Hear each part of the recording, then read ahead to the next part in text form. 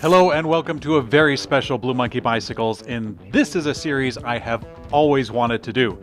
This is the very first wacky bike review of the DYU S2. DJ, hit me!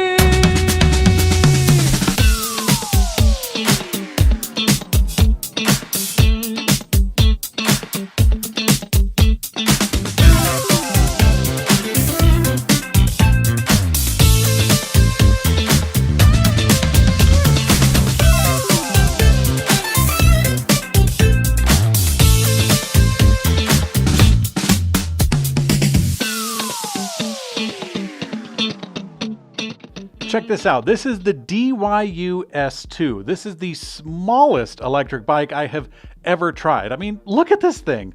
When I'm riding on top of this, I look like a circus bear with these tiny 10-inch wheels. The whole entire bike is 40 inches high and 35.5 inches long. I mean, this entire bike is nearly the size of one big bicycle wheel. Everything is so compact.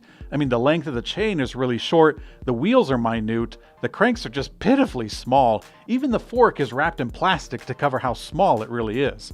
Myself, I'm 6 feet tall, so I'm actually a really good candidate to show how pint-sized the bike actually feels.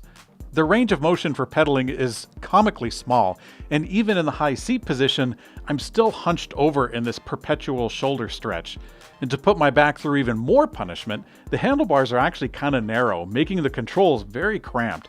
And to top all of this off, the bike is really hard to go over even tiny bumps. Jumping over a curb is completely out of the question. So what's the point of riding something that feels like you're on top of rolling luggage? Well, the S2 actually does have a practical use, if you can believe it. It can fit where most other e-bikes can't. Those tiny wheels and the folding handlebars make it super easy to toss in a trunk, or you can even sit on your lap if you're riding the train. The battery is small enough that it can fly on some airlines in the cargo hold, and that's actually pretty cool. Also, the S2 is very small when it's actually open and deployed, so you might even be able to ride this in a crowded street without getting too many mean stares from the pedestrians around you.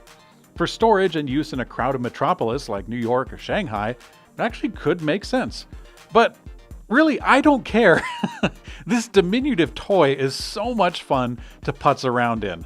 The super sensitive steering combined with those microscopic wheels, it makes for an edge-of-your-seat adventure with every single trip on the road. This bike can be a lot of fun to try and turn this giant rollerblade into a usable transportation device.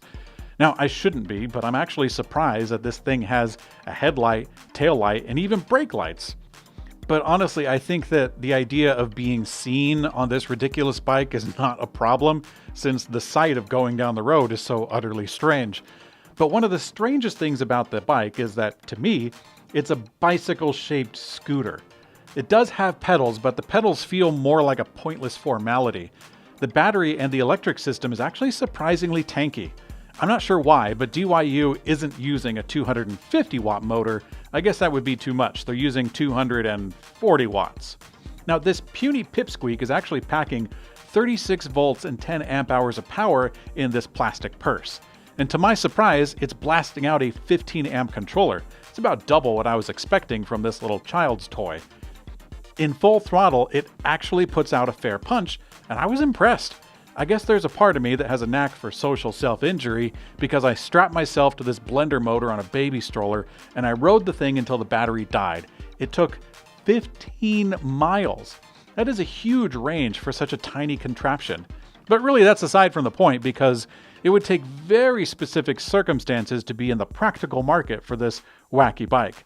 I like it because it's a lot of fun, but I think the S2 could be a really good kids electric bike, around the ages of 8 to 13 or so. That's a market that's really not being served right now.